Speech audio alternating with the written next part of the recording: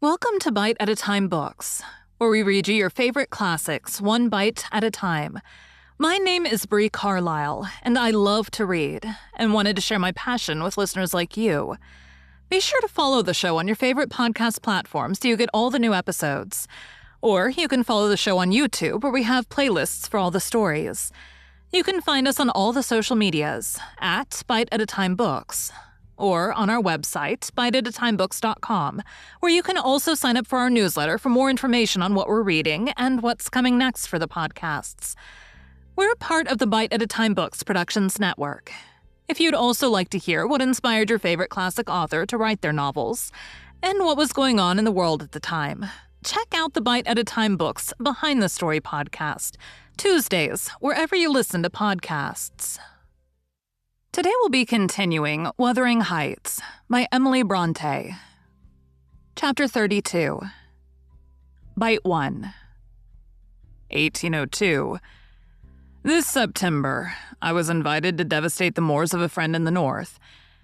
And on my journey to his abode, I unexpectedly came within 15 miles of Gimmerton. The ostler at a roadside public house was holding a pail of water to refresh my horses, when a cart of very green oats, newly reaped, passed by, and he remarked, "Yon's fro Gimmerton, na. They're last 3 wick after other folk with their harvest." Gimmerton, I repeated. My residence in that locality had already grown dim and dreamy. "Ah, I know. How far is it from this?" "Happen 14 mile o'er the hills, and a rough road," he answered. A sudden impulse seized me to visit Thrushcross Grange. It was scarcely noon, and I conceived that I might as well pass the night under my own roof as in an inn.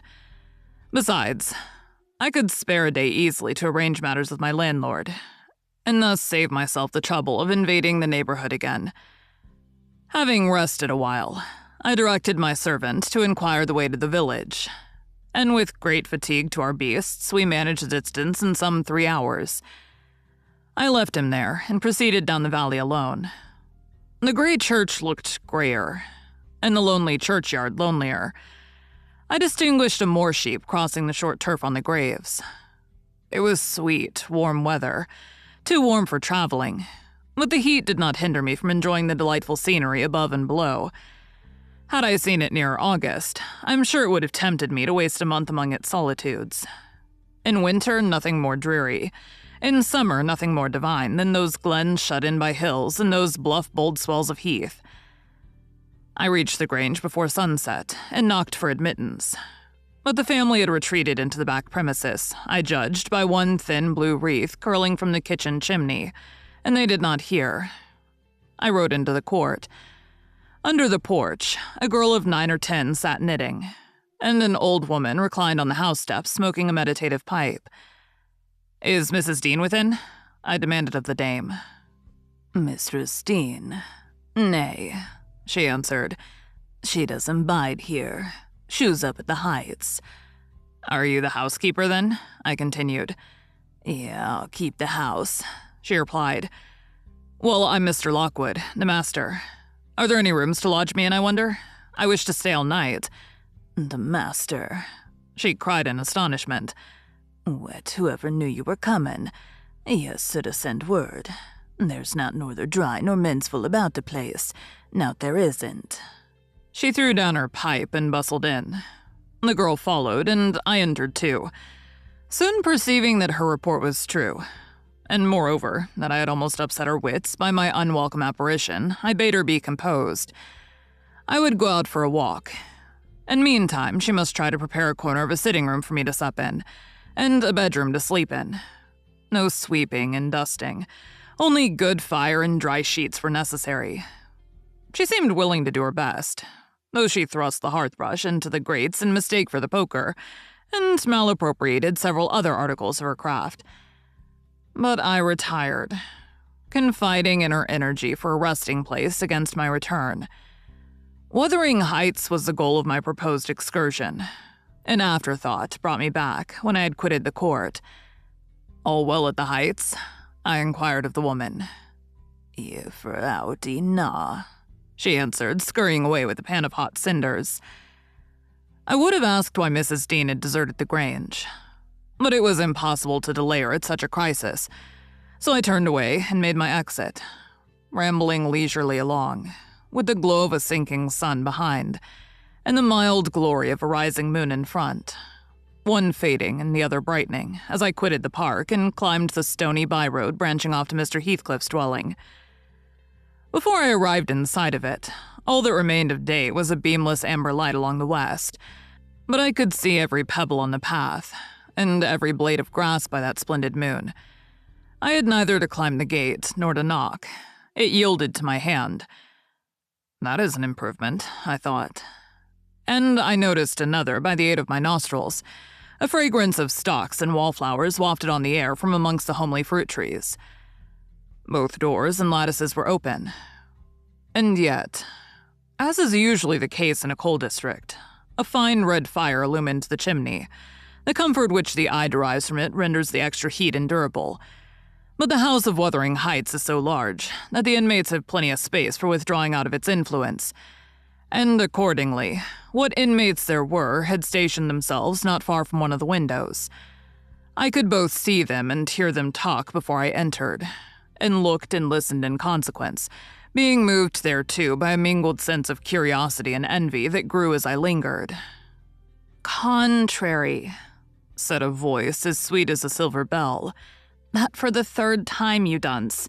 I'm not going to tell you again. Recollect or I'll pull your hair." "Contrary, then," answered another in deep but softened tones. "And now kiss me for minding so well." "No, read it over first correctly without a single mistake." The male speaker began to read. He was a young man, respectably dressed and seated at a table, having a book before him. His handsome features glowed with pleasure, and his eyes kept impatiently wandering from the page to a small white hand over his shoulder, which recalled him by a smart slap on the cheek whenever its owner detected such signs of inattention. Its owner stood behind, her light, shining ringlets blending, at intervals, with his brown locks, as she bent to superintend his studies. And her face. It was lucky he could not see her face, or he would never have been so steady. I could, and I bit my lip in spite at having thrown away the chance I might have had of doing something besides staring at its smiting beauty. The task was done, not free from further blunders, but the pupil claimed a reward and received at least 5 kisses, which, however, he generously returned. Then they came to the door, and from their conversation, I judged they were about to issue out and have a walk on the moors. I supposed I should be condemned in Hareton Earnshaw's heart, if not by his mouth, to the lowest pit in the infernal regions if I showed my unfortunate person in his neighborhood then. And feeling very mean and malignant, I skulked round to seek refuge in the kitchen. There was unobstructed admittance on that side also, and at the door sat my old friend Nellie Dean, sewing and singing a song, which was often interrupted from within by harsh words of scorn and intolerance uttered in far from musical accents. "I'd rather by the half have 'em swearing in my lungs from morn to neat, nor hearken ye have it, siver," said the tenant of the kitchen, in answer to an unheard speech of Nellie's. "It's a blazing shame that I cannot open the blessed book, but ye set up them glories to Satan and all the flaysome wickednesses that ever was born into the world. Oh, you're right now, and choose another, and that poor lad'll be lost atween ye. Poor lad," he added with a groan. "He's witched, I'm sartin on't. Oh, Lord, judge him, for there's neither law nor justice among our rulers." "No, we should be sitting in flaming faggots, I suppose," retorted the singer. "But wisht, old man, and read your Bible like a Christian, and never mind me. This is Fairy Annie's Wedding, a bonny tune. It goes to a dance." Mrs. Dean was about to recommence when I advanced, and recognizing me directly, she jumped to her feet, crying, "Why, bless you, Mr. Lockwood. How could you think of returning in this way? All shut up at Thrushcross Grange. You should have given us notice." "I've arranged to be accommodated there for as long as I shall stay," I answered. "I depart again tomorrow. And how are you transplanted here, Mrs. Dean? Tell me that." "Zillah left, and Mr. Heathcliff wished me to come soon after you went to London, and stay till you returned. But step in, pray. Have you walked from Gimmerton this evening?" "From the Grange," I replied. "And while they make me lodging room there, I want to finish my business with your master, because I don't think of having another opportunity in a hurry." "What business, sir?" said Nellie, conducting me into the house. "He's gone out at present and won't return soon." "About the rent," I answered. "Oh, then it is with Mrs. Heathcliff you must settle," she observed. "Or rather with me. She has not learned to manage her affairs yet, and I act for her. There's nobody else." I looked surprised. "Ah, you've not heard of Heathcliff's death, I see," she continued. "Heathcliff dead?" I exclaimed, astonished. "How long ago?" 3 months since. But sit down and let me take your hat, and I'll tell you all about it. Stop. You've had nothing to eat, have you?" "I want nothing. I've ordered supper at home. You sit down, too.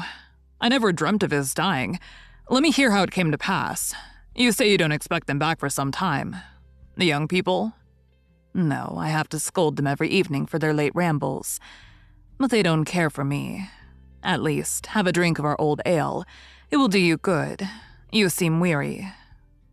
She hastened to fetch it before I could refuse, and I heard Joseph asking whether it weren't a crying scandal that she should have followers at her time of life, and then to get them jocks out of the master's cellar. He fair shamed to bide still and see it. She did not stay to retaliate, but re-entered in a minute, bearing a reaming silver pint whose contents I lauded with becoming earnestness. And afterwards, she furnished me with the sequel of Heathcliff's story. He had a queer end, as she expressed it. Thank you for joining Bite at a Time Books today, while we read a bite of one of your favorite classics. Again, my name is Bree Carlile, and I hope you join us tomorrow for the next bite of Wuthering Heights. If you enjoyed our show, be sure to follow us so you get all the new episodes. We would also love for you to drop us a rating on your favorite podcast platform. You can catch us on all the social medias at Bite at a Time Books, or check out our website, biteatatimebooks.com, where you can sign up for our newsletter. Our show is part of the Bite at a Time Books Productions Network. If you would also like to hear about the authors who write the books we read on the show, check out the Bite at a Time Books Behind the Story podcast, wherever you listen to podcasts, or on biteatatimebooksbehindthestory.com.